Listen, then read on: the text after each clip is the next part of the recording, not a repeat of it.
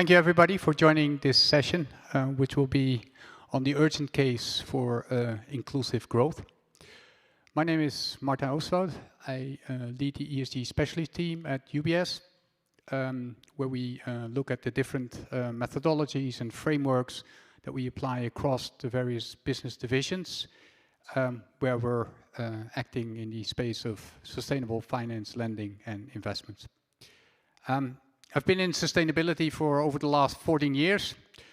So as you can see, I've lost quite a few hairs on the topic, so I just want to warn you that it might be a hard topic to get into.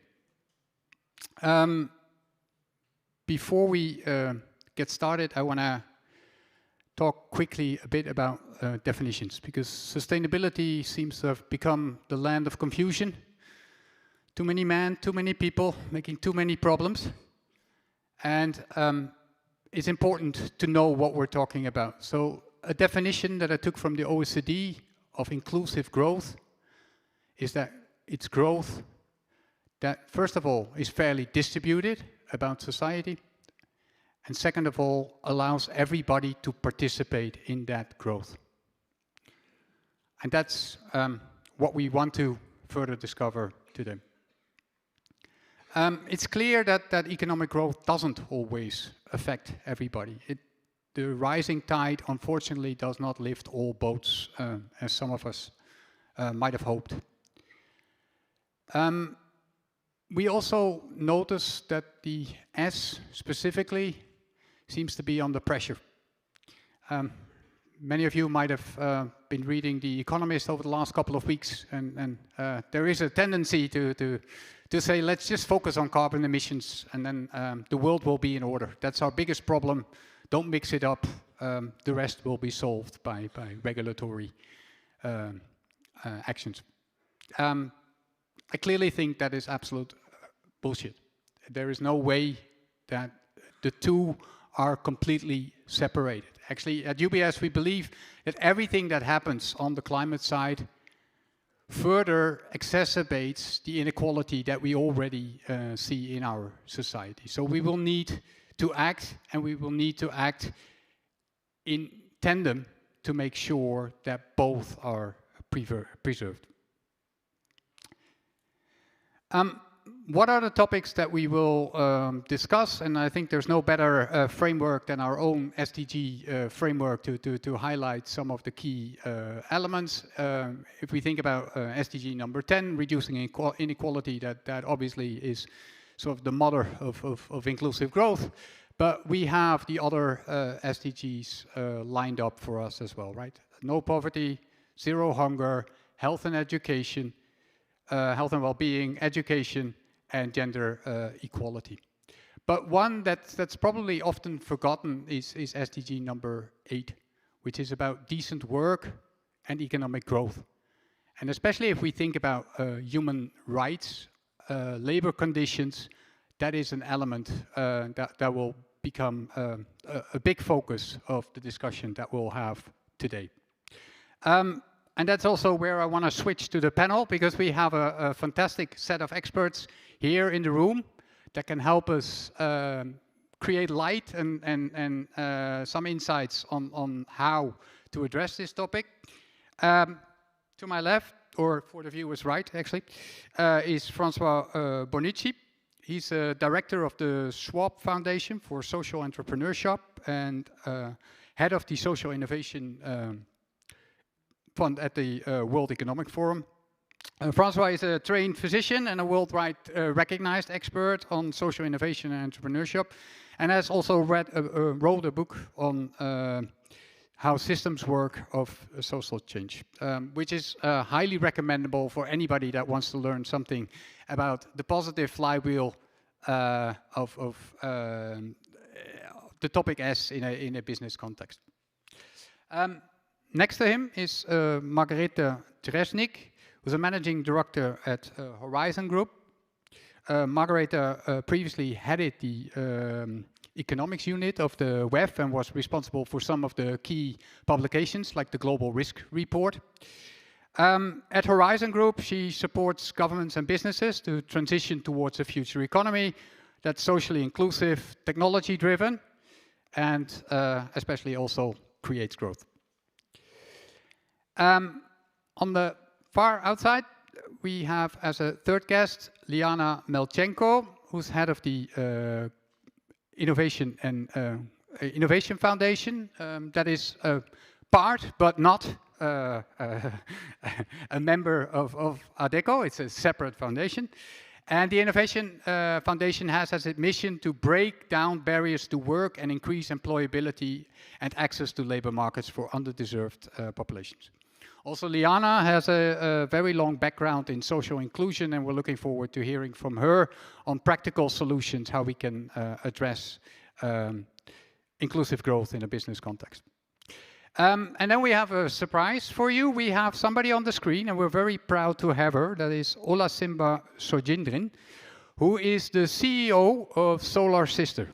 And she is a member of the power list of the top 50 Pan-African female leaders in energy.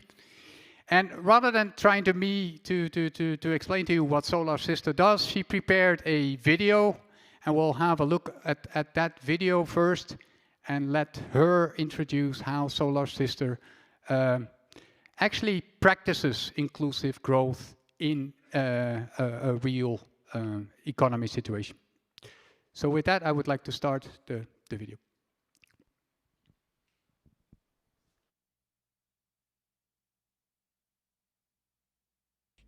3/4 of Africa's population lives without access to modern energy services. Worldwide, about 3 million people still cook with biomass, including wood, charcoal, animal dung, and kerosene, using open fires and inefficient stoves. The majority live in sub-Saharan Africa. Every year, 4.3 million people, mostly women and children, die of inhaling the smoke from cooking over these open fires. Women and children spend up to 5 hours a day and large percentage of their income collecting such harmful fuels. It is women who bear the huge burden of energy poverty and who disproportionately shoulder the harmful effects of climate change. I grew up in Lagos, a city in Nigeria where we planned our lives around the few hours of electricity that the national utility company provided. Today, around 80 million of my fellow Nigerians live without power, and over 64,000 people in my country die annually from indoor air pollution. By bringing clean energy to the last mile, Solar Sister mitigates the impact of climate change for overlooked and marginalized individuals impacted the most. Through its model, Solar Sister drives impact in the 3 most important issues of our time: gender equity, climate justice, and energy access. Solar Sister provides women with economic opportunity, training, technology, and support to distribute a range of clean energy products to underserved communities in Africa. We recruit ambitious, hardworking women and train them through our customized monthly training curriculum, equipping them with the essential skills needed to generate income for themselves and for their families. Training and ongoing mentoring equips entrepreneurs with important skills like financial management and technical product knowledge. As a result, women gain confidence and often serve as role models and change agents in their communities. When people can access clean renewable energy like solar lamps, solar home systems, and clean cook stoves, families are healthier, children can study longer, and communities are more stable. At Solar Sister, we know that solar and other forms of clean energy are the best way to power off-grid homes and communities. From an urban health clinic to a family compound in a remote village, we believe renewable energy technology brings the healthiest, safest, most sustainable, and ultimately the cheapest way to power people's lives and improve well-being. The technology is here, and we are investing in local women to bring the technology home. We know that when local women start a business, they invest the extra income to improve their families and communities. From our studies, We know that when women earn extra income, they use it on school fees, clothes, nutritious food, treatment for sickness. They use it to pay for land and for farm laborers that allow them to harvest more food. They are thinking of the next generation because they are responsible for them. We know that investing in local women is a win win. According to the African Development Bank, eliminating gender inequality and empowering women could raise the productive potential of 1 billion Africans, delivering a huge boost to the continent's developmental potential. So once a woman becomes a solar sister entrepreneur, she becomes part of a true sisterhood. Women that support each other as they run profitable businesses, become leaders in the sustainable energy movement, and change the face of their communities with clean, affordable energy sources. Let me share the story of Susanna Simon, a 37-year-old solar sister entrepreneur with 5 children, living in a semi arid region in northern Tanzania. Susanna is the second wife of her husband, Simon Moenge, now 72, an agro-pastoralist. They depend on livestock for income, as do most people from the Maasai tribe. About 5 years ago, her husband left. Susanna heard about the Solar Sister opportunity at a women's group. With her husband gone and 5 children to support, Susanna thought she should give the Solar Sister opportunity a try. And she had this to say, and I quote: "It is essential for us women to work. We can't rely on our husbands for everything. In my case, my husband was gone for 3 years. The year after he left, I joined Solar Sister.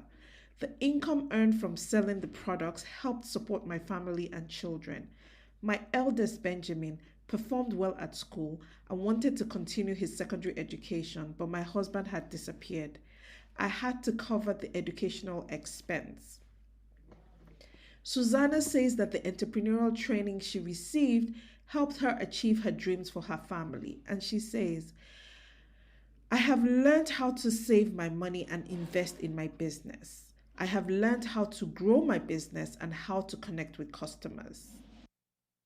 From the great majority of low income communities where we work, the burden of energy poverty falls on women. Women here are also the backbone of the economy, farming, preparing produce, selling at the market, producing goods, and running side businesses such as traditional crafts or making drinks and snacks to sell at the roadside. I can see an ideal world where everyone has safe, clean energy. And I believe that women have a vital role to play. Traditionally, women have taken up the responsibility of making daily decisions on how their homes are lit and how food is cooked. And today, it's women who will ensure that everyone, even the most remote and low income communities, get access to clean energy. Thank you.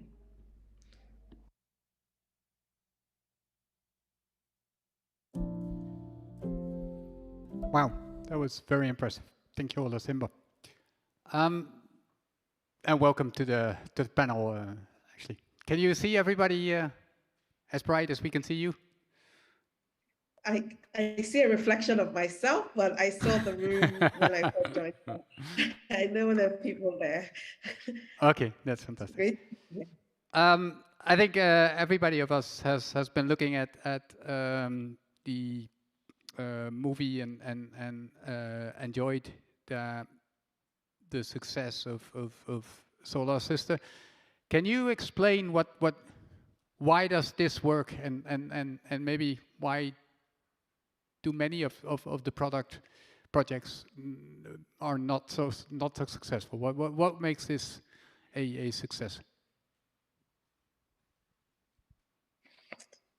Thank you. So, like you said in your intro, it's really about putting the S in ESG. It's the social mission, and in looking at the key components on any kind of social enterprise, you want to ensure that the goals are achieving social, cultural, community, economic and also environmental outcomes, and of course to earn a revenue. And so, having a business or building a business that is touching on all things, I think is truly important for an inclusive business, or for inclusion and growth.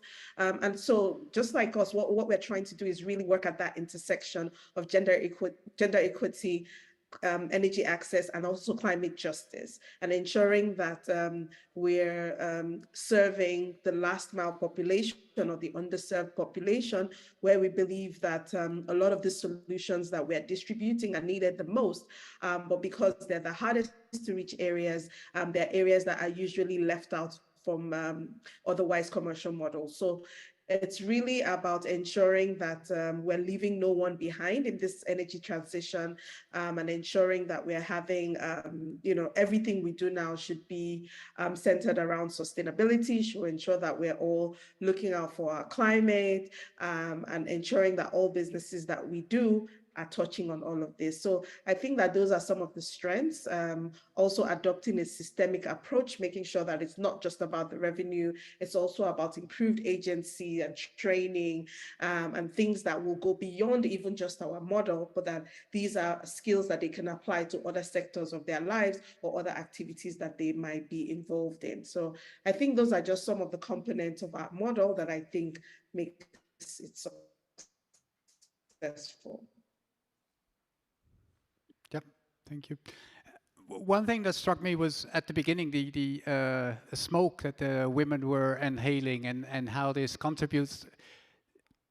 My feeling is always there's probably a lot of benefits that we don't even measure or see in these projects. How do you look at that, and is there a way to make that more transparent? Yes, I mean there's a huge range of ripple effects that we have. So there's the crossover on health, which is a very strong one and very tangible one. In my presentation, I said 64 million people die annually from diseases associated with indoor air pollution, and that is significant and is linked to indoor air pollution. So this is one clear health benefit that we can resolve by switching to a cleaner technology. And again, there are also the ripple effects of education. We've seen real cases, real studies of children's education, which have improved because of access to clean light. We've also seen that, when the woman's income is increased in the household, what the decisions that are made go beyond to help the entire family and go further. So there's a lot of ripple effects, as you said. There's the health, there's the educational benefits that come along with it, that I think are all part of that systemic approach, as I said, to help us drive the economy. Okay, thank you very much. Because that brings me to the second point, Francois, that I wanted to take up with you is how do these projects, which are fantastic, but how can social entrepreneurship move the dial on inclusive growth, which seems such a huge challenge in itself at a macro level, right? Good afternoon. Good afternoon. There we go. Good afternoon. Hi, and thanks to Olasimbo. Lovely to see her. Solar Sister are actually part of the network and a former awardee of the Schwab Foundation. I think also part of UBS's network. So lovely, and I'm so glad you started with them to just give us a bit of a reminder and kind of what we're actually talking about. So thanks for bringing that into the room. As you mentioned, I am a physician by training. I started off as a doctor in South Africa. And I think through the lens of seeing ill health, I saw all of the social determinants of kind of why people were ill in the first place. Many of those things were preventable. But what I clearly recognized, and those of you who know South Africa, one of the most unequal countries in the world, so I've kind of lived for much of my life with trying to grapple with inequality and how to overcome that. And inequality has these deep roots, right? So that's the first kind of recognition that there are lots of barriers in place, right? It's no one's fault necessarily that they're not participating. In an economy, you have the rights and access to these things. It's clearly a point we've got to in the world where reducing inequality and driving inclusive growth is about intentionality, right? And I think, so just maybe just take a step back a little bit and then talk about kind of why I think social entrepreneurs play, one important role in inclusive growth. There are clearly many other strategies we need at the same time. So just a quick description, the Schwab Foundation for Social Entrepreneurship is based just across the lake. A sister organization of the World Economic Forum, has been around for 23 years now and has curated a network of leading social change makers that have an entrepreneurial approach to creating their change. That means they have some kind of sustainable or growing business model, and they have a proven impact model in terms of what they're measuring, and across all of the SDGs essentially. So that's our community, and because it's been a very well-established community, these are organizations already working at scale, right? So we see obviously hundreds, thousands, hundreds of thousands, and actually millions of social enterprises across the world, and we're starting to see that sector grow, even if the majority of them fall into the SME category. Maybe to talk a little bit around why I think they're important. I think inclusive growth, and if you look at OECD's definition, there are two important pieces. One is the process of how does growth happen, right? And the other is the actual outcome. And to what degree, as you were saying, it's also redistributed and people can participate. So the process is as important because it's about opportunities, right? And I think what social entrepreneurs have been providing us, particularly when there are so many barriers in place for people to actually participate in an economy, is that social entrepreneurs are innovating in the kinds of business model that create economic opportunity for people that generally have not been able to participate, right? I think we've looked at this over time, and maybe 2 decades ago we were talking about bottom of the pyramid and looking at people as new markets and consumers. I think that conversation has changed, where actually we need people as producers of either goods and services with an active way to participate in the economy. To really drive inclusive growth and to move the needle, we need to do lots of things. So governments need to advance universal education, universal healthcare. We need to build infrastructure. But actually, once you've got those things in place, you still actually need real economic opportunities for people to get jobs, to create income, because that's the thing that's also going to drive some of the things that we heard Olasimba talk about. And so I think social entrepreneurs are playing a really interesting role in creating new economic opportunities, either because of where people are situated, so perhaps outside of cities, in more rural first mile, last mile settings, or because they have other kinds of obstacles. It might be gender in some countries, it might be disabilities in other countries, it might be education. And typically, this is where we've seen market failures, where private sector and traditional companies have not been necessarily going to create business opportunities. And I think social entrepreneurs have really, in the last kind of 3-4 decades, have started to demonstrate that actually there are real business models to be had for creating, clean energy in the first mile, to be creating, telehealth solutions, to be creating employment solutions in the waste sector, and the list goes on and on across almost every SDG. And what's been interesting over time is there's been a demonstration effect, right? So you ask me, what role do they play? One is the direct impact I think they have that can be tangible, and organizations like Solar Sister can measure. They can share that with partners that are, investors together with them on that venture. But also, they've also proven some models that others can learn from, adopt, and actually create bigger markets out of. And so I think there's both the direct impact, but also, hey, they've actually been pioneers in creating new markets. We saw that years ago, and perhaps this is not the place to be talking again about microfinance, but that was a demonstration effect, right? And I think we're starting to see the same now in clean energy, etc. And so they're starting to play, and I think we'll talk about this a bit later, a really important partnership role with larger companies, right? As opposed to saying these are a set of individual projects that are interesting in their own right, they are, but if you ask to move the dial, and moving the dial is a big ask, right? Mm-hmm. It means we need big actors to be actually working in partnership, to be adopting these kinds of models, to be changing their own business models, to be thinking about supply chains and working with these kinds of actors. And so that's the thing that's going to really drive scale. And some of that. The other point I wanted to just bring about was a little bit that this sector is no longer a set of interesting projects on their own. So we released a report at the annual meeting in Davos this May, called Unlocking the Social Economy, which demonstrates the scope and scale of the sector has now grown to something that, I think people are not necessarily recognizing. We don't have very good data in most parts of the world. Estimations are that this is about 7% of GDP. Estimations, at least of the data we have in Europe, 2.8 million social enterprises in Europe, up to 6 to 7% of employment in some sectors and in some countries. And what's really been interesting is now that we have data across, a couple of financial crises in the last 2 decades, this sector actually grows when other sectors contract, and that kind of makes obvious sense. People are in more need of social services. People who are excluded, are even in, looking for new opportunities. So, and while other sectors are perhaps losing talent, this sector might be taking it up. So there's some very interesting lessons I think we've learned over the last couple of decades. Is now working at scale, but the reality is that, and I think we'll start to talk about it, is how the business sector can really partner. And there are some very good examples, and I know that's going to be part of our later discussion, so I won't go on too long. So the last point I brought, I'd like to bring to this discussion is a little bit about that intentionality. And I'm pleased you're all here. I'm pleased, Martin, that you and UBS are putting this on the agenda, because it's not going to happen unless we have intentionality about it, right? And so the metrics are important.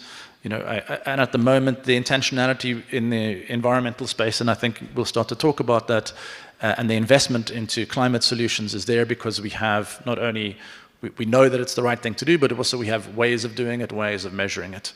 And I think we need to, in this sector, and this is the work that you're starting to do, and certainly the forecast, certainly for our institution in 2023, is really driving a lot stronger on the S metrics in ESG. Thanks. Yeah, thank you very much, and it's a great bridge, I think, to the next guest, Margaretha, because your company provides data-driven strategy advice to companies. So what kind of data stands out in the S part, and how do you turn that into some opportunity for companies to develop and be successful, right? Yeah, thank you, Martijn, and good afternoon, everyone. It's great to be here. Maybe a few. Let me take half a step back and just pick up on where Francois was talking about why is this important at all, because I think we sometimes missing the big picture when it comes to inclusive growth as well, and we miss the link to potential future risk because we think sometimes very short term as well. So I think there's of course a moral imperative. Nobody likes to see sick or poor people on the street, and nobody should be poor or sick, right, without help. So there's a moral imperative. I think there's really important consideration in terms of social stability as well over the longer term, which could be a potential risk. You look at the United States, the polarization that's been happening, or some other European countries. The polarization that's been happening in many of the countries in recent years can to some extent be traced back to the lack of social inclusion for specific groups of society, and so it's a very important topic for societies overall. There's one aspect which I think we also keep forgetting, and which has been to some extent present during the first financial crisis and during the COVID pandemic. It's a key driver of demand as well. I think we should not forget this from a company perspective. These are your future customers, so I think it's important for the companies to recognize that as well. And it's a key driver. Inclusion is also a key driver of innovation and on talent, a key source of talent. So all those aspects are really not on the radar currently of many of the companies, but are going to be increasingly important as the pressures mount as well. From the data perspective, I think the one aspect that I find really interesting from a data perspective is actually the absence of data. So this is the most striking. I was thinking, the facts that are available and the data that is available is actually quite well known, right? There are some misperceptions maybe about inclusive growth. I think one of them is, that inequality has been increasing globally over the past years. It's not exactly true. When you look at national inequality, it has been increasing, so that's a very important point. Within countries, inequality has been increasing actually in many of the countries in the world. But when you look at across all the countries. So you take basically everybody in the world and their incomes, and you look at this inequality has been decreasing overall in the world over the past, when you look at the past 20 to 30 years.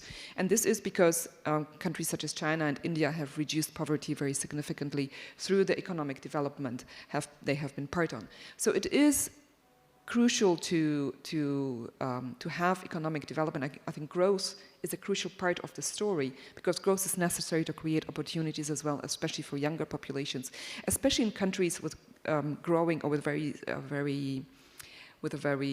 young populations with an average growth rate. When we speak about the absence of data, maybe a few highlights about where, from our work we see that there is a particular absence of data, both across, public accounts, so at the national level, country level, but also within the countries.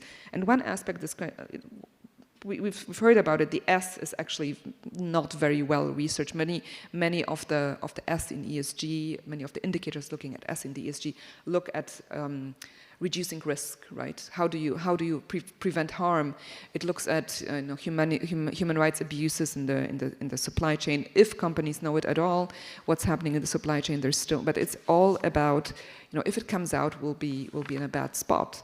There is very little that is looking really at how do you create a positive outcome across different societal groups, and what would be part of this positive outcome. Some data around training and for example, and diversity and inclusion that's available, but I think there's still a very strong gap, in particular when it comes to different age groups. So youth is crucially underrepresented in the S. There is very little on that. Then maybe, and the entire intergenerational aspect of distribution is very important. The other aspect as well is the multidimensional nature of inequality. It's not just about income inequality, it's about access to health, as Francois has identified. And actually the beautiful story about Solar Sister, it's really nice that you picked this example. It's that it touches on the three things at once, right? It's gender, it is sustainability, and it's income. So it's this win-win-win that they manage to really amplify and to develop on. And then the last one is, and I think this is a debate for the future, the impact of sustainability on inclusion and advances in sustainability on inclusion. This nexus is something that we need to certainly research better, have better data on, because it's going to be, of course, a priority for the next years, and we need to understand what exactly the impact is on inclusion, because one cannot come at the expense of the other. So how do we frame that nexus? And here, data and metrics play a very important role.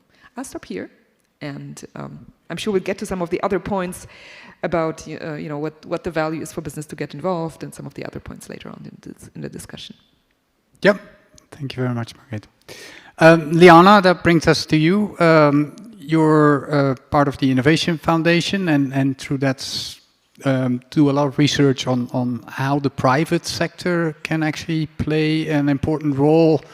In that, we heard already from Francois, there's probably more opportunity for companies to collaborate with organizations like Solar Sister, but how more on a day-to-day, we go to the office kind of way. Can private companies participate and support inclusive growth?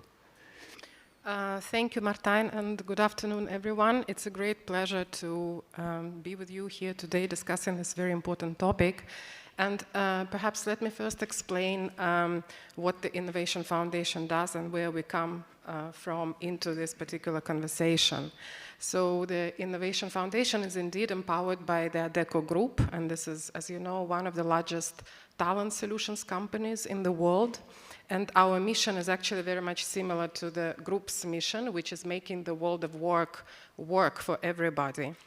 And specifically for our foundation, we are a social innovation lab. So we use the principles of design thinking in order to first identify those who are falling out of the labor market or those who are at risk of falling out of the labor market, and then to identify their unmet needs and try to build, co-create solutions with relevant end users and partners on the ground.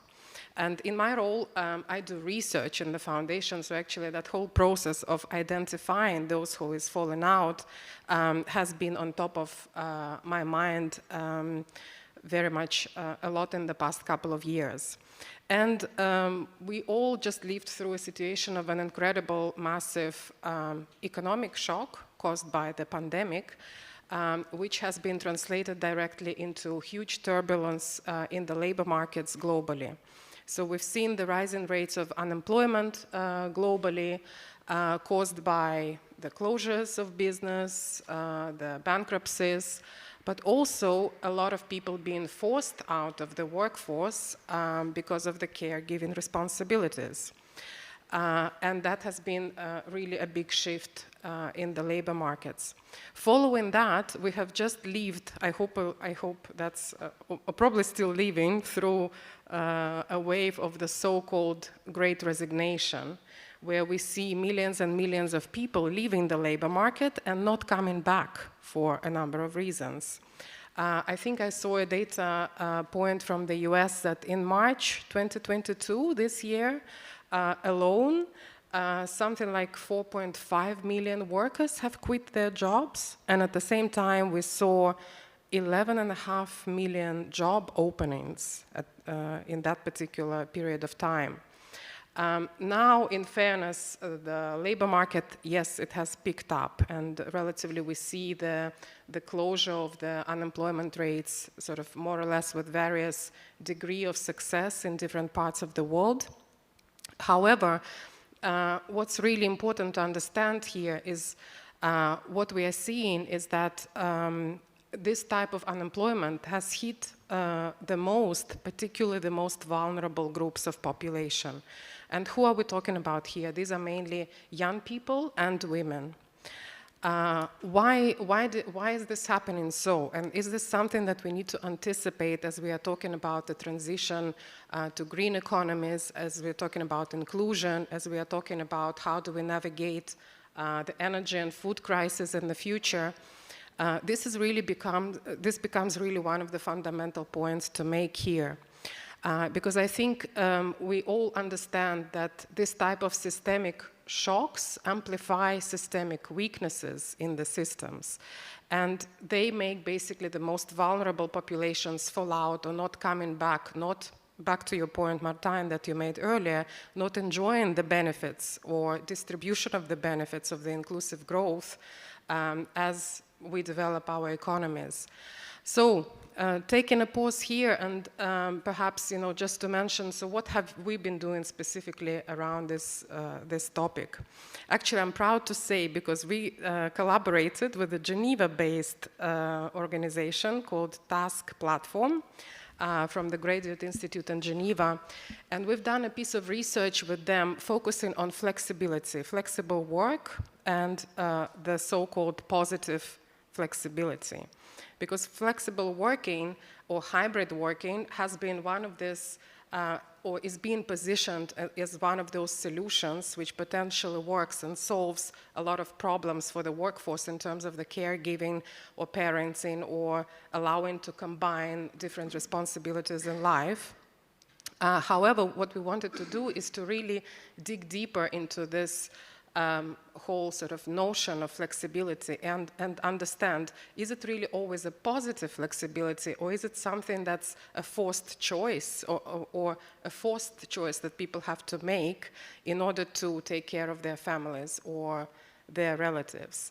And we found out that, for example, in our samples, in the sample of the survey that we have done, we've seen that overall from 80% of respondents said that they've remained in the workforce during the pandemic, but 20% have been forced out, which is quite a big number. And only less than 1% of that number actually said that they've done it out of choice. So which means that they have really been pushed out of the labor market. So what does actually positive flexibility mean? And we asked a lot of companies. We did a number of interviews with the CHROs and heads of talents across different sectors and industries.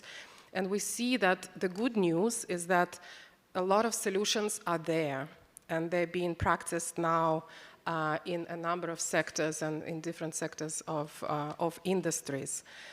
For example, what people would prefer, for instance, in those jobs which are not possible to be done remotely, let's say out of any location, people would prefer to have stability instead of flexibility, predictability, security, wages. The wage gap that you mentioned earlier is hugely important. The skills gap is another important problem that we still need to address, because it also is one of the background reasons behind that turbulence in the labor market that we are seeing now. And as companies are still struggling to find the right talent, we see a huge amount of population working in suboptimal conditions, being underemployed, or simply not being able to re-enter the world of work. So this is really a talent scarcity paradox. And then perhaps one other thing to mention is just remembering that this sort of going back from the flexible work discussion, that the solutions are there, and we see a lot of examples in terms of shared jobs, alternate days, work weeks, even 4 work-day weeks. All of those things are being tested on the ground pretty much very often as what we see across different sectors. And going into the future, one thought to place on the table here for our discussion is that I think what we are forgetting is that the workforce is really a fundamental driver and an integral part of any business strategy. And if we want to make it inclusive, this really needs to be a part of a long-term business strategy for every company. Yeah, it even goes into the topic that I mentioned yesterday. Was on a panel from one of your senior executives who said we should start looking at human capital as investments rather than as costs, which I thought was a interesting idea we should explore. If I need to moderate a panel, I write down 1,000 questions to make sure that I don't end up sitting here and not knowing what to ask. But what would be probably more interesting even is if there are questions that you have. You know more or less how smart and interesting our panelists are at the moment. So is there anything that is on your mind that you would like to ask?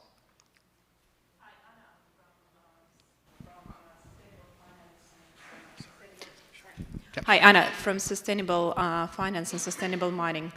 I would like to ask, how do we connect actually sustainable materials with sustainable solutions and create ecosystem to finance that? Because especially with a focus on the countries like, continents like Africa, for instance, and Latin America, there is a prime dependency right now on the resource economy. So how do we finance that transition from their resource dependency to solutions dependency or solution innovations via the ecosystem? So we actually build not just philanthropic investments or finance for a particular solution, but the build ecosystems around that, where we include energy, for instance, water, and recycling materials, rather than just extracting resources and then trying to and build those bridges which we are talking here about today. Thank you.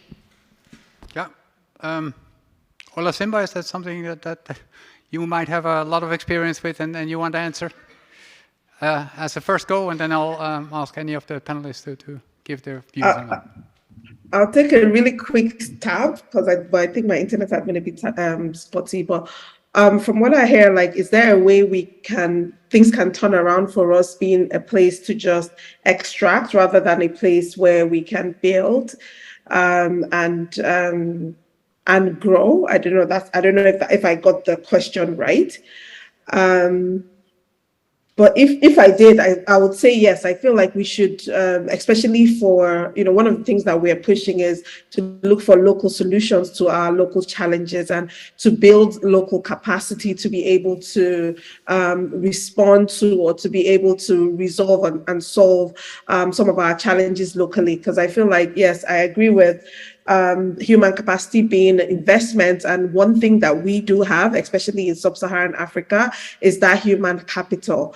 I know that we as a continent, we have the youngest population, with I think about 25% of our population under the age of 15. So I feel like there is a lot of potential in investing in our human capital to be able to grow our economy.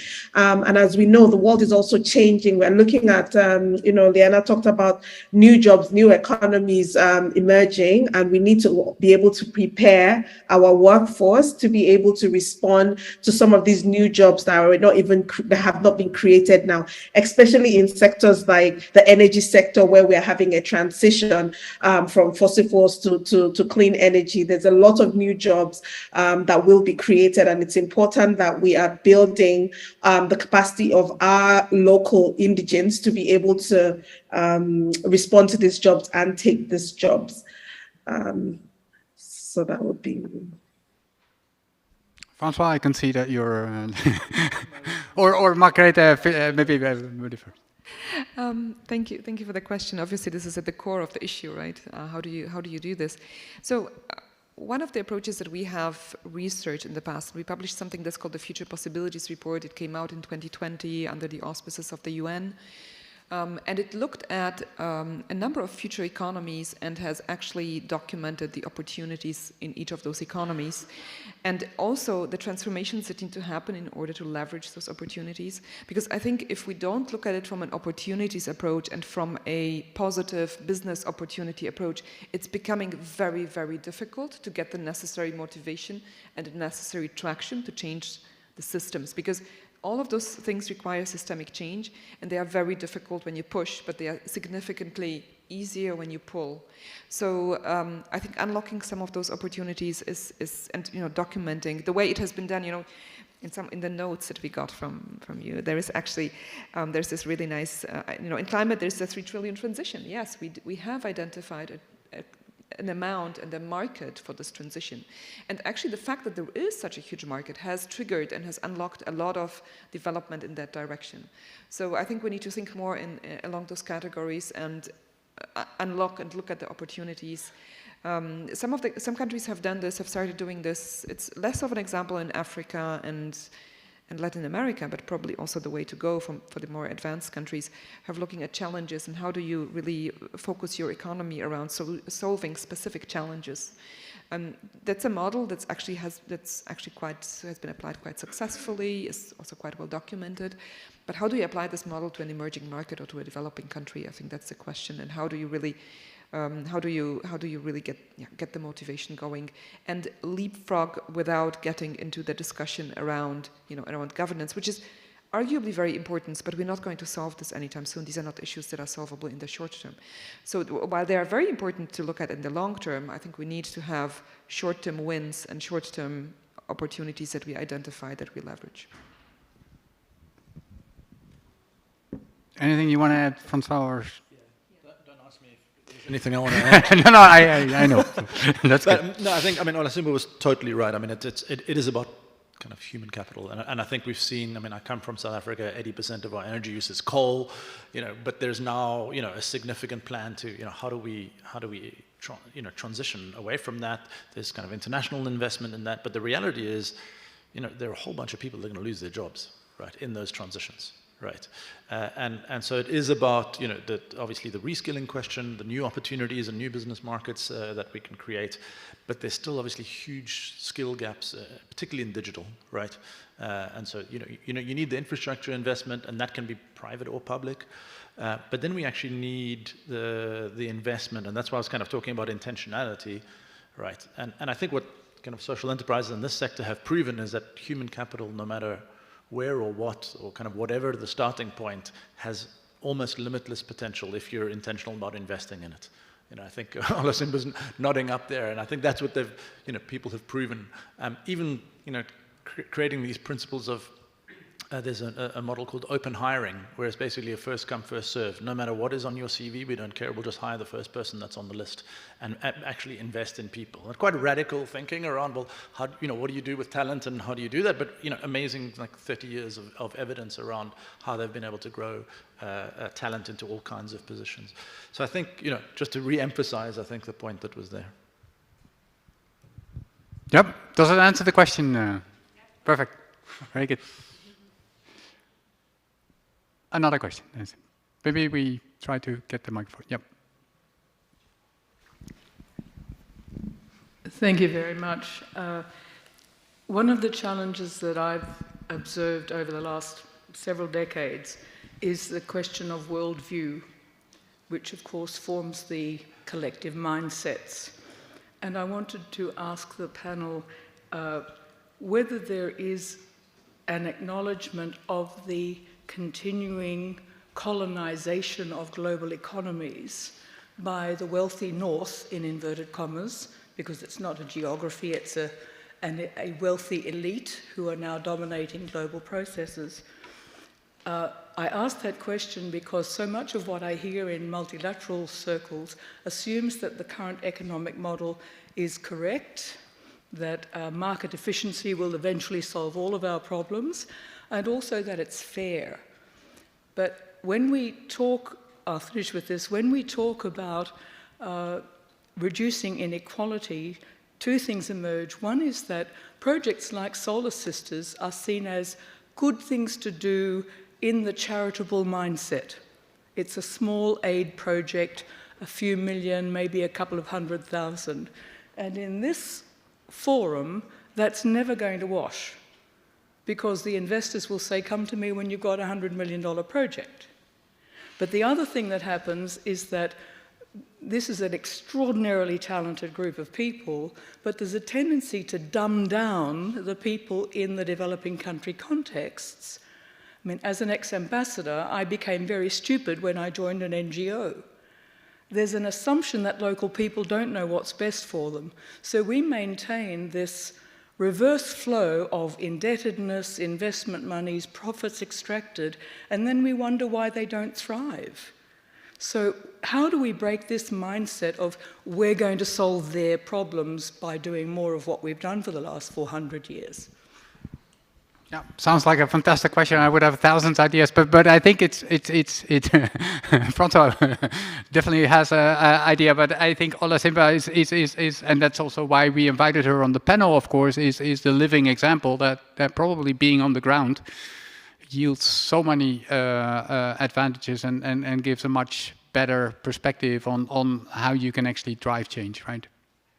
Yes, and I know, Francois, you also have like an overview of many more such social enterprises. So you probably give a bigger, a more robust response. But I could 100% relate to what the ambassador was saying. It is real. It is.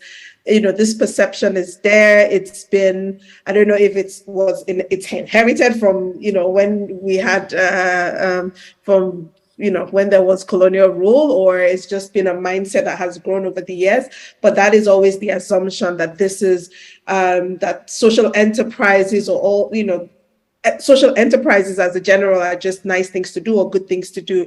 Whereas for us, the focus is really about innovation, creativity, and scalable.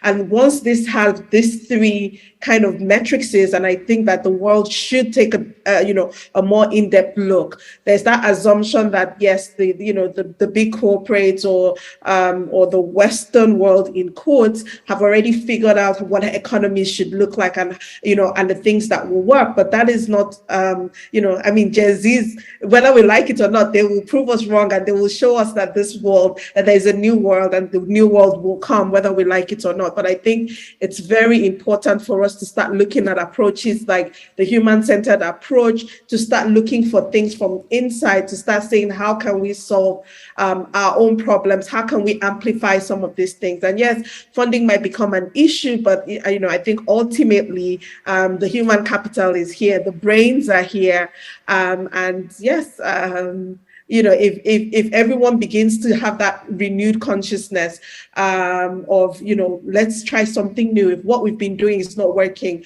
what can we do? What's new? And yes, some of it might be radical or will be radical, but I think those are the things that we truly need to have the inclusive growth that we're talking about.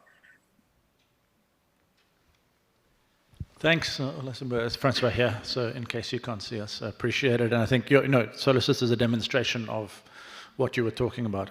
Can I be philosophical for a minute? Yes. I mean, you're totally right. Paulo Freire, some of you may know, the Brazilian philosopher, educationist. Let me get this right. Only the oppressed can free the mind of the oppressor, right? So I'm part of these phenomenal networks of leaders throughout the African continent, and it's clear that no one is going to change the mindset except kind of those leaders, and this will apply in kind of many places in the world. And I think that the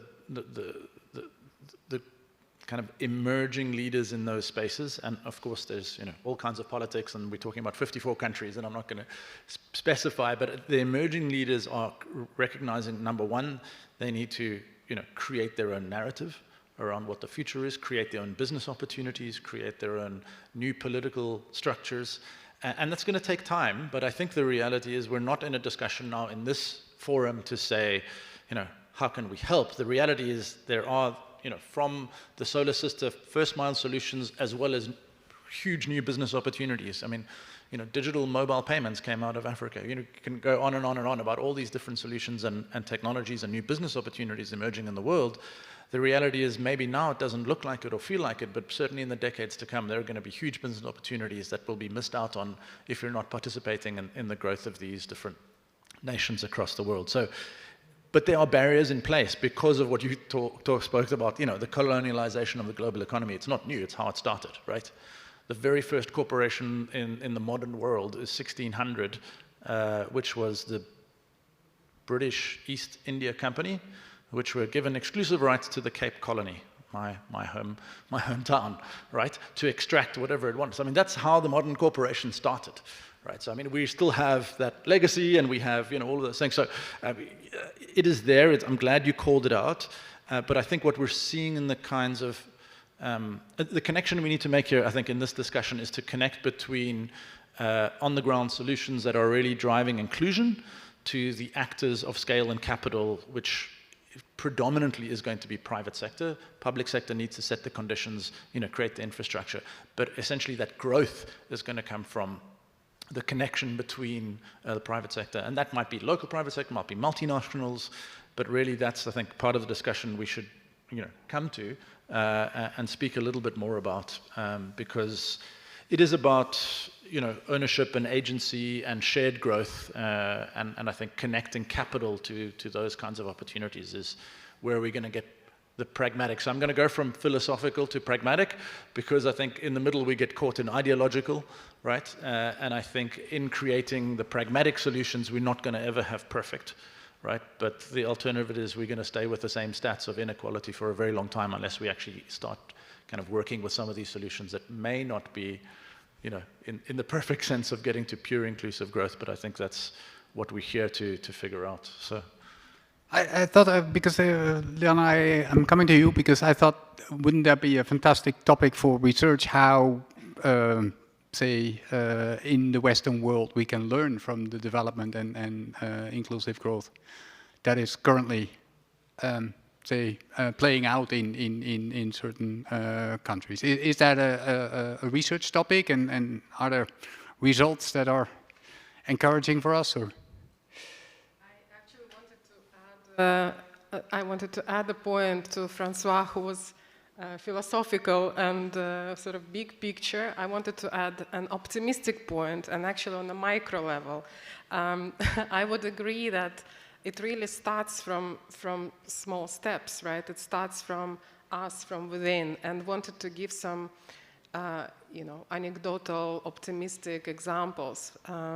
We've recently spoken with the CHROs of some of the largest logistics companies, global companies, and they said, in the past few months, we see a major shift in our recruitment strategies because all of a sudden we see a lot of men coming to us and asking for flexible work schedules, basically arguing that they also want to be a part of the caregiving responsibilities and also want to plan sort of their work time where possible. So even in the jobs which, blue-collar jobs, or seemingly those jobs which are not being possible to made remotely, this is possible. So a small shift like this is happening, and it needs to start from within, from everyone's responsibility, where we are, where we sit, and then hopefully the global picture changes step by step.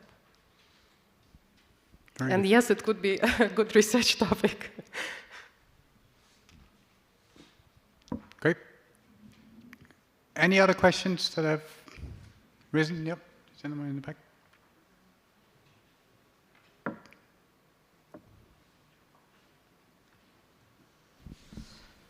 Hi, first, thank you for, oh, there you go, for sharing your thoughts. Really, really interesting so far. I had one question about a point that was raised yesterday during the opening ceremony by Mr. Hildebrand from BlackRock. He said we need to change the way we manage risk. I would like to hear your thoughts on that, especially with businesses in what we call emerging markets or developing countries. I don't like that term, but the way we manage risk is key. What are your thoughts on that? What do we need to change in order to create these opportunities we're talking about? Thank you. Margaret, do you want to start? I mean, we do need to change the way we manage risk, in particular, because all the experts and all, there is almost unanimity that we will have more risks going forward. Now, risk is a very complex topic, and I think the way if we really change the way we manage risk, if we move more towards resilience, it's going to have very, very important implications for how we run the economies and how we run investment decisions as well. Maybe a few somewhat unstructured reflections on that, and not that I have the answer, but a few reflections on that on my end. First of all, I think we are not in an ideal environment with rising interest rates. We're not in an ideal environment to change the way we manage risk, in particular in investment decisions. Why? Because as the as the interest rates rise, there's less of a risk appetite, because usually companies are chasing, or investors are chasing in higher rates by accepting a higher risk element. I think generally we should be, so this is one element. So I think we will have a lot of discussion about how we manage risk, first of all. The second element is, when it comes to supply chains and supply chain risks and the risks that companies have been facing, we have increasingly realized that there is a trade-off between risk and resilience and efficiency. And much of our systems and much of our economies and across businesses, in particular in supply chains, were built on efficiency. If we start moving away from that, it could reduce growth to some, moving away towards more resilience. This could reduce growth going forward, and we need to be willing to accept that. So managing risk and creating resilience comes at a cost, and I'm not really sure that this is discussed sufficiently as well. And then maybe the third element is, which is more of a personal observation, and bringing the point back to also the beginning of the discussion, investment in countries, in regions such as Africa, for example. There is a perception of significant risk in investing in Africa, and I think it's a lot of research work, metrics work, preparedness to be done in order to change that perception, because I think this is what prevents a lot of investors from investing in Africa, and it's because it's unknown, it's not documented in the same way. It's very, very, there's a lot of potential in that space, I think. The way we document risk, the way we assess risk of projects that we are not familiar with necessarily, that are a little bit of our comfort zone, that could change also a lot of the investment flows towards SDG-related projects, notably as well. So very unstructured, but hopefully some answer. Very helpful.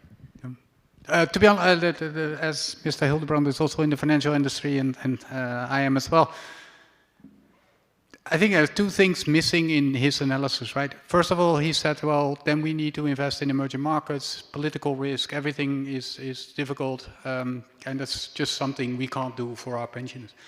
I think the financial industry does have a role in steering the companies towards managing that risk, right? In a way, we're sustaining the risk if we don't put any pressure on how they manage their supply chain and how they deal with, for instance, inequality in their supply chain. So there's one element which I think he talked about around very eloquently, but needs to be part of what the financial industry puts on itself as being able to influence. The second part is that there are many more different ways of financing than simply saying, okay, I'm paying the investment and I'll see what gets out of it, right? The concept of blended finance using development banks, using philanthropy money, using public money to take first losses in certain,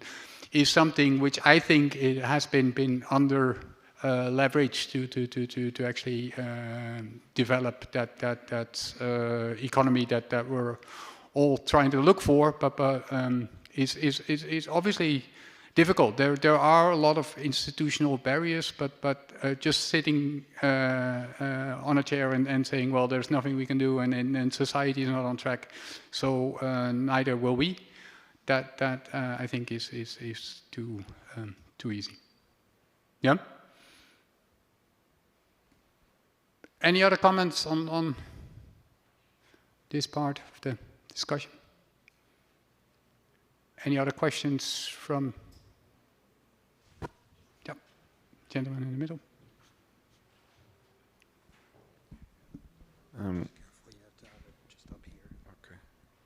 Does it work? Yeah, it works. We were just talking about the financial industry. What specifically can banks do to support inclusive growth? You mentioned the S parameter in the ESG, that it's often about reducing social risks and not about measuring impact. What else should banks do, or can banks do to support and foster inclusive growth? Margaret? Yep. Yeah, I mean, two things. One, very, very concrete solutions to promote financial inclusion, because, the existing financial system very often also creates a lot of barriers for people to access finance, to access accounts.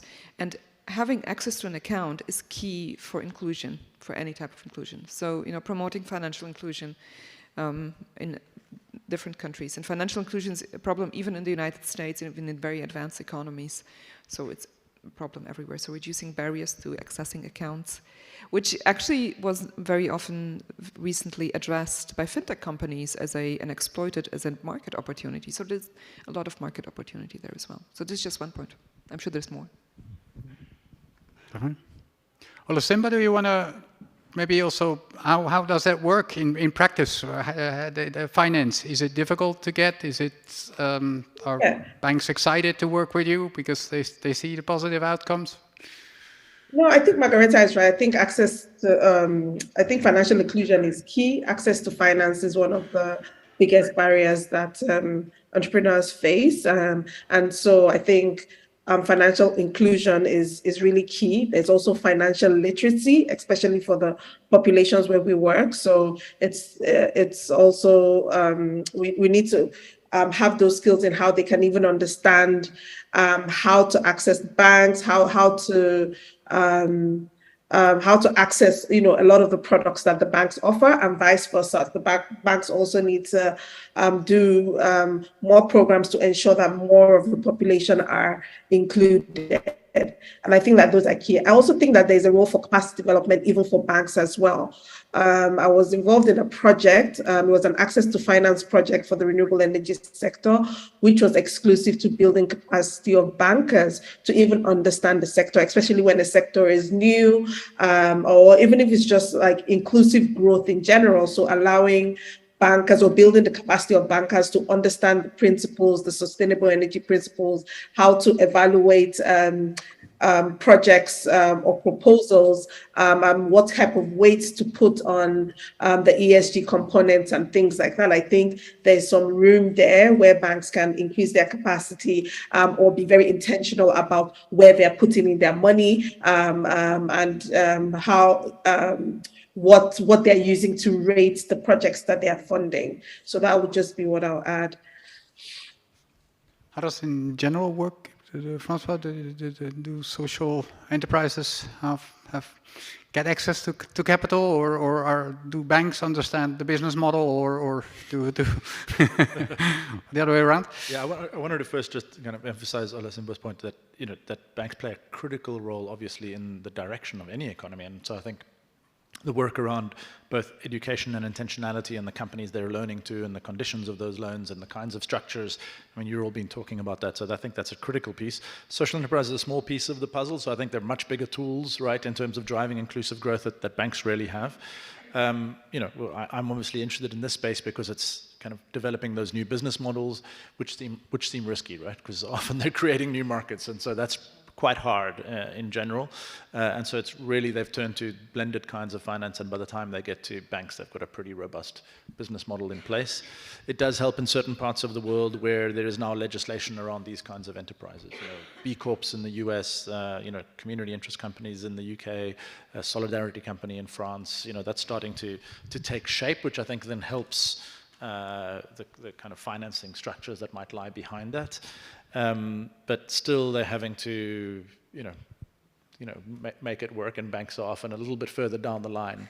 But then again, I think SME financing is a significant part of, opening up the sector, and so I think, there are a number of banks, and that's, I guess, on the spectrum of financial inclusion, right? So going from, individual accounts right through then to kind of small business accounts. So I think those are, big drivers that banks can certainly play. And then I think now, advancing the ESG agenda and developing the products, right, on the investment side that can help investors of, any kind really start to take up and be an active participant with their capital in inclusive growth.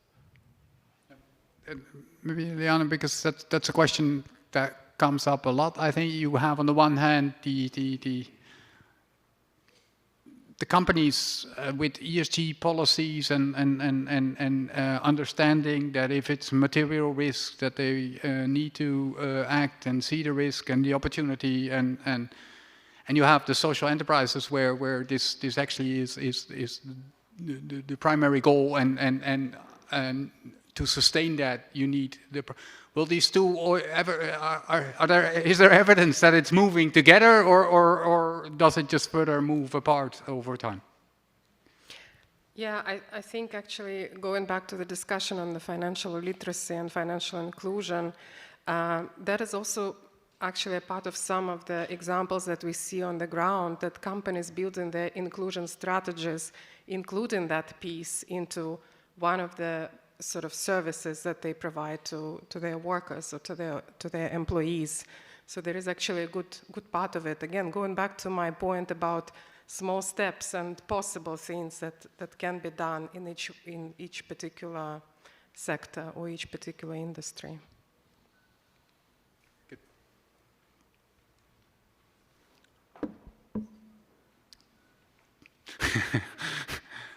Somebody's going to be very tired tonight.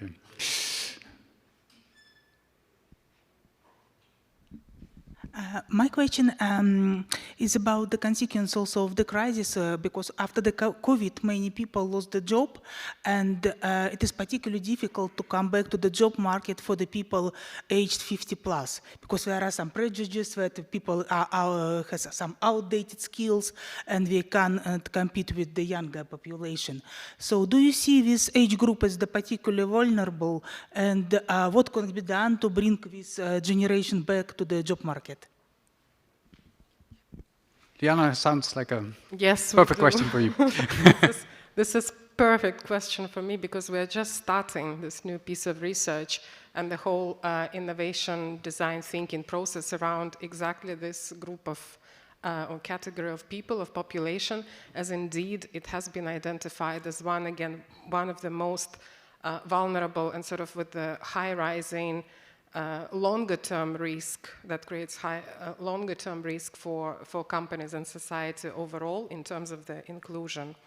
And, you know, I was just checking, actually, luckily, just yesterday, some of the OECD average numbers. And of course, you know, speaking about the retirement age and the different policies in different countries, we probably need to have like a more of a country-specific discussion, so which is quite separate topic. But for instance, on average in OECD, women have something like 22 years of life, active life, to live after retirement, while men have a little bit less, 17 years of active life after retirement. But it all brings back the point of this huge untapped potential that we have in the society, and that needs to be included in the inclusive growth strategies as we are thinking and building them forward. Margrethe, is there anything to say on the S data for older employees in firms and how to? Well, I think that goes back to the point that there's actually not that much, right? It's not that much tracked. It's not tracked how many young people, how they are represented in decision making. So the age distribution, we are quite good in terms of gender distribution in the recent years and how it is tracked across the companies and how the different genders are represented. But we're not as good in terms of tracking how the different employees are represented. And, you know, for example, for both younger but also the older employees, because the issues are very different, but both of those groups have issues. I would say probably it's not a representation issue because most of the senior leaders in companies are older. It's not for youth. This is an issue for youth. It's a question of representation. How are they represented in the decision making? But for older, it's more about, you know, how do you keep them in the how do you keep the flexibility going? How do you ensure that people can stay in the company until retirement, right? Or that you hire also, that you remove some of those biases as well against older workers because they are perceived as less flexible and less, what are the roles? You know, what are the roles where you would welcome older workers because they have maybe a skill set that is more adapted, right? We know that different jobs come with different skill sets as well, and this type of thinking is actually quite absent. It's probably going to be changing because of just pure demographics. So I am hopeful on that end. We will just not have a choice, and I think the Great Resignations will also give it a push that we need to go to the different groups that have been less active in the labor market in the recent years, and they will have to be more integrated as well. So I think it's going to be quite automatic, and companies will have to think more about how to integrate older workers also but it's a significant issue from a inclusion and societal point of view, particularly for women, by the way. Thank you. Any other questions that are burning that we should get to? The gentleman here in front.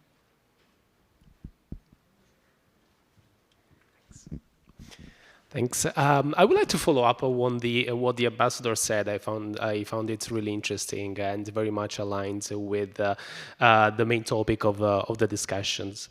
Because sometimes this is not just a matter of north-south issue, it's also north-north. If you think about some European countries, what works in West Germany doesn't work in East Germany, north of Italy and south of Italy. It's the fact that those that hold the power in terms of financial flows, they think that one-size-fits-all solutions can be adapted everywhere. I just wanted to make, yes, we are drawing to a close. So just a quick question to the panel, a very quick one. I think that we need to turn good intentions into policy and political solutions. I read into the description that you mentioned the GDP, and I think that if we were to change the GDP metric into something that would really factor in inclusive societies, I think this would change the incentives to civil society, to governments to think about sustainable societies as opposed to growth. Another one could be, for instance, transferring power from older adults to youth and women, for instance. We have 1.6 billion adolescents aged 10 to 9 in the world, but they don't count almost anything, for instance. So I was thinking about these two solutions, and I wanted to ask you a very quick question for a quick answer. If you were to think about not just a recipe, but just a first action that could be a springboard for transformative change and inclusive societies, what would you pick? Thanks. Olasimba, do you want to start? I'll take a stab because it's more of a learning for me. I just learned 2 new things right now that I just thought that were like light bulb moments. So it's about some of the transformations that we need might, will be radical. It's about changing the way we're even currently measuring some of the things that we are measuring and refocusing things to where we want. They say what gets measured gets done. So if we are saying that we are in a climate crisis, or we're saying that we want sustainability, then we need to incentivize that sector. We need to ensure that we are measuring, and then we are weighting, especially like if we're evaluating things to investing or new businesses to go into, we need to put the heavier weights on the things that bother on sustainability, on scalability, and things that are truly inclusive. So I think, yes, changing those metrics, I think would really make a difference. I think also policy is always great for us. One of the things we say is we have nice policies reading, it's implementation that is usually the problem. So policy is one way, it's a tool, it's important, but yeah, it's also one of the ways that we can drive the sector a little bit more. But yeah, I think that was more of a learning for me rather than, yeah. Thank you. Margaret? Yeah, sure. Interesting question about what the one thing could be. But maybe one commentary on the metrics. Some countries are actually starting to experiment with that, but it's much more difficult than one thinks, because some of the inclusion metrics are actually very complex. So they're very complicated, and New Zealand is one of the examples. It's been looking at inclusion metrics actually quite a lot, and with very interesting results. So, for example, one of the things they are looking at as part of central bank policies are housing prices, because it's so central to inclusion as well, right? So I think there's been a lot of progress and a lot of examples in countries. New Zealand, Scotland has been doing a lot. A few countries that have been doing a lot of work around how do you change metrics around inclusion to drive the policy debate. And probably the outcome would be very different if we were focusing on poverty rates instead of GDP growth, right, as a top line headline metrics. So I think that's a very important point. And I think the metrics are very important to driving agendas. So I think metrics are certainly part of the one. For me, I'm a metrics person, so I would probably suggest that we have a broader approach to GDP and a different approach to GDP that looks at distribution of wealth more strongly, just looking at the purely economic perspective, distribution of income and distribution of wealth, but also from a regional perspective and from across different groups of society. I think this would be changing already quite a lot of the approaches that we are taking, and guide policy into an entirely different direction. And same for companies. If the companies knew exactly what are some of the multidimensional challenges to inclusion within the companies among their staff already, right? Which very often they don't realize. There's actually a really interesting project, and I think he's a social entrepreneur, Martin Burt, Poverty Stoplight. So he was doing this in emerging markets, but also in the UK, in some developed countries as well. And he measures what people within the company need to lead a more fulfilled, a better life, essentially, right? So he looks at it, poverty, multidimensional poverty. What are the different dimensions of poverty that they need? And what comes out is not just income. It is access to the dentist. It is access to capital.